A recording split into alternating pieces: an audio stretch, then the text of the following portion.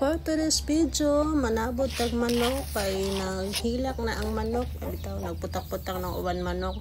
So naapo day uban manok nga namatay gahapon or wala kabalo kalas namatay kay uban na baho na. So atong saburan kay wala man ta katsikatindan charot.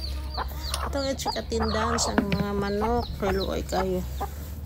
Tapos nagsabot ko na yung mga piso nga naghilak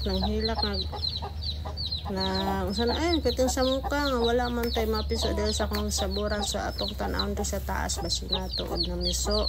So akong gitan-aw, so naagid ay na miso nga mga itlog na arao wala na bantayan ni badi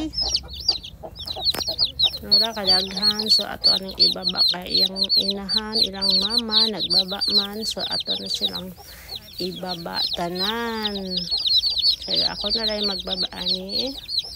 So nara daghan-daghan po dahil yung pisuan ni. So nara ay lang may kabuok. So nara nga pusang uban wala nga pusang ito kay ngano dili lang isa ka manok diri ang naglumlom, daghan sila.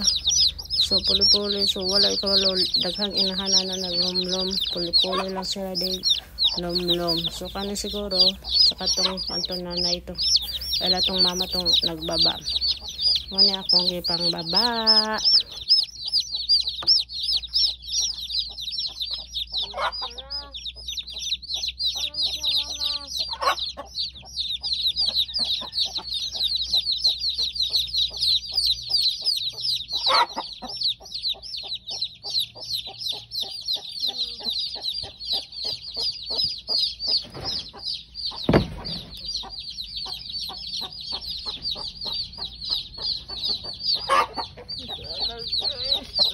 Namiso dahil siya.